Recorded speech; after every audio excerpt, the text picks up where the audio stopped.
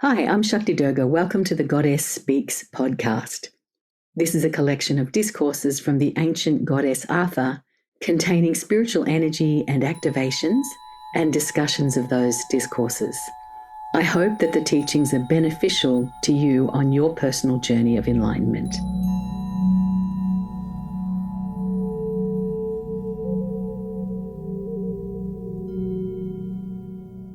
The goddess is speaking. The consciousness of which we spoke last week, we will speak more of today. Last week, we looked at the way the mind is exalted by humanity as the ultimate instrument in consciousness, and yet all you have to do is go through the portal of death to see how insubstantial your mind really is. Well, there's no denying that's true, hey? For that which we rely on as the rational instrument, the instrument that cognizes much of the life of most humans, it dissolves itself upon leaving the physical body by the truth of self, which is soul, and the soul dissolves the mind. The great ones of earth practice in some traditions continuity of consciousness, by which they can be conscious of the during process of death, conscious afterwards, and of all the different spectrums of experience offered to each and every human after their passing. And they stay conscious between lives, stay conscious during assignments for future lives, and if returning to the earth plane, do so fully consciously. And Artha said, you have records for such souls, and that you are in training to be one of those souls. That was socking it to us, wasn't it? And I'm not sure how you feel about that. It's a big thing for us to be made aware that this is where the training is taking us. And for some, that might feel threatening, but just go with it for now, hey?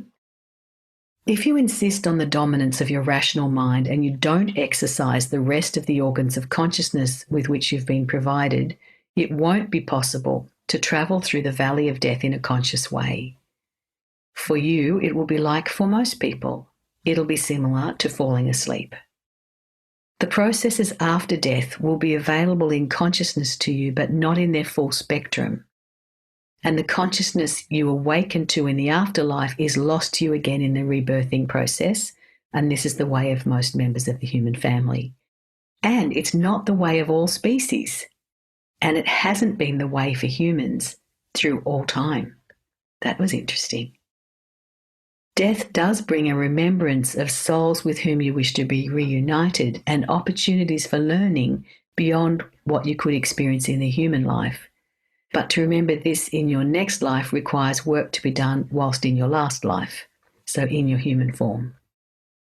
And then she talked about human rights. And she was talking about human rights entails curtailing our freedom, which is like a paradox.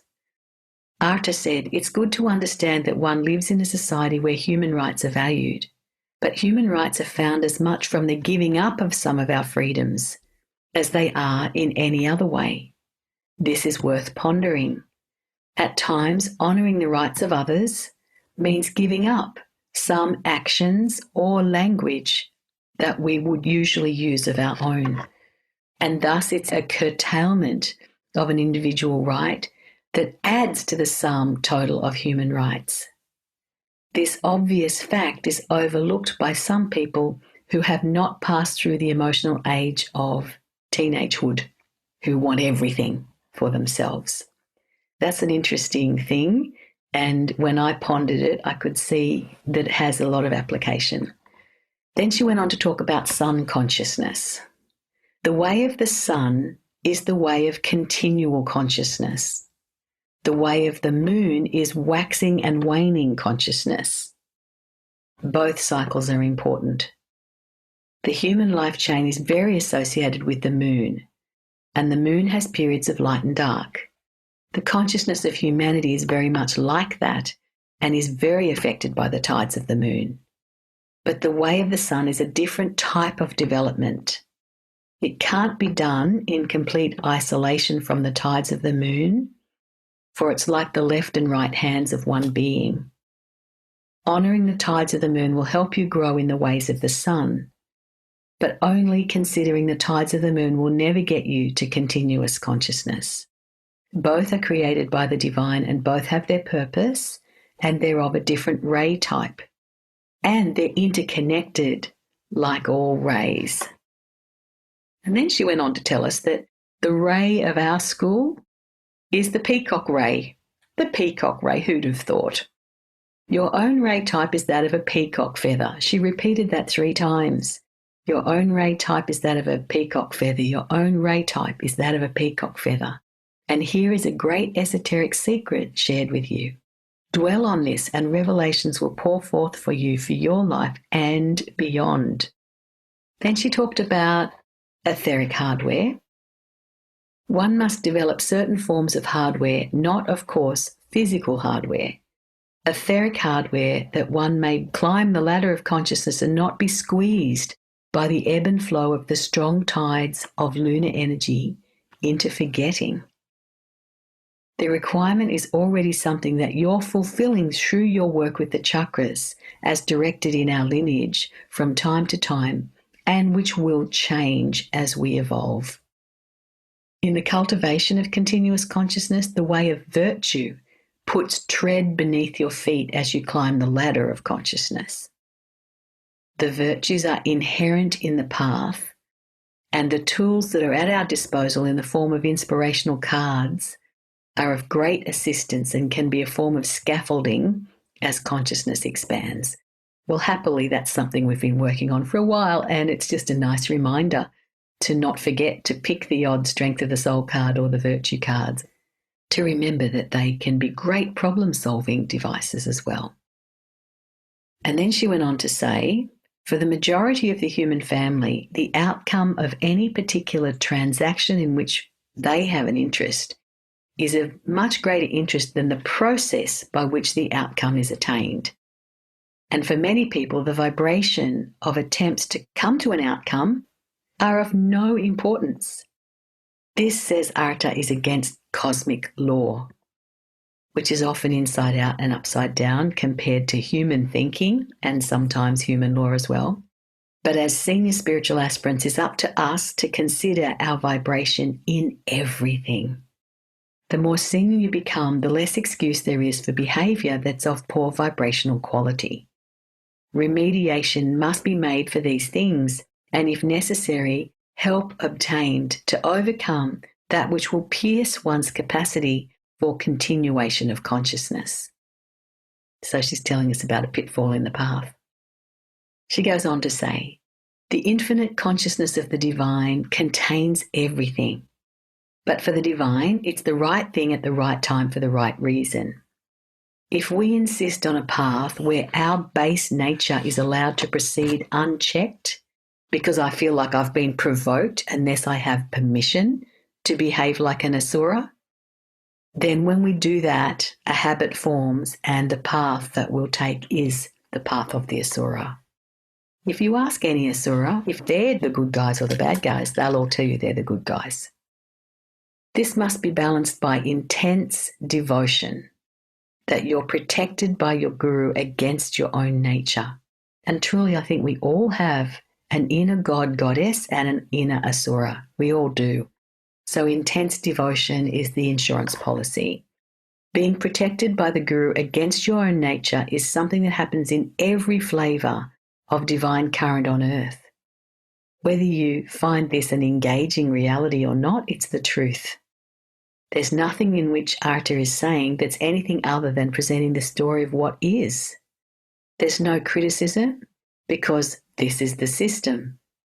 But for those who insist upon the ways of the lower nature of man, you'll be unable to escape the lunar tides. It's not within the divine plan that we're able to continue with the lower pastimes. And there she was really talking about the way we throw our weight around when we're cross or we get antsy about stuff. And also doing things in a way that the process doesn't matter if I get the result I want. It's justified.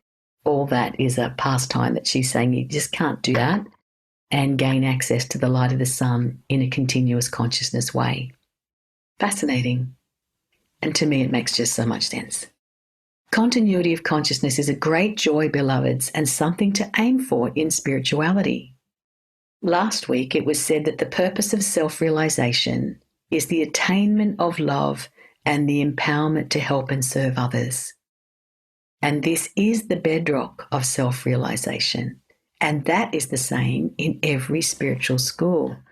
So the purpose of self-realization is the attainment of love and the empowerment to help and serve others. God, we should put that on a bumper sticker. It's the same in every spiritual school, but there can be flavors. And your flavor is that of the peacock feather.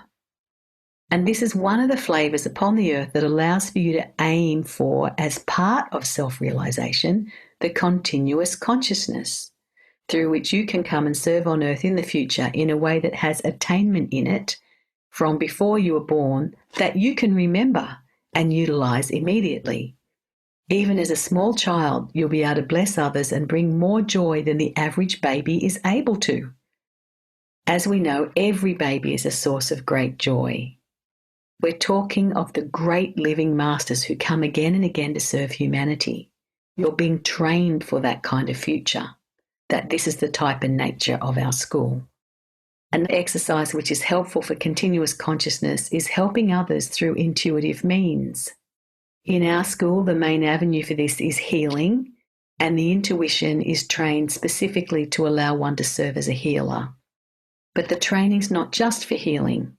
It's to support the expansion of consciousness beyond the rational mind and to put you in touch with organs of consciousness beyond the mind, because those organs of consciousness are eternal. There are some also who use mediumship and other gifts so as to use these organs of consciousness beyond the rational mind, and these things too help to develop the faculties of which Artha was addressing the discourse. This will require patience and years of effort. It will take you time. And then she said, thank you for your time and attention. We'll now close the book and invite you to reflect upon this discourse and consider whether in your heart you have the necessary desire for the road of the peacock ray, the peacock feather, the rays of light that it enunciates, and the objectives that it gives of boundless love, empowered service, and continuous consciousness. I hope you enjoyed this episode of The Goddess Speaks. If so, please share it with your friends and your family so they can benefit too. If you'd like to connect with me, visit my website, shaktidurga.com.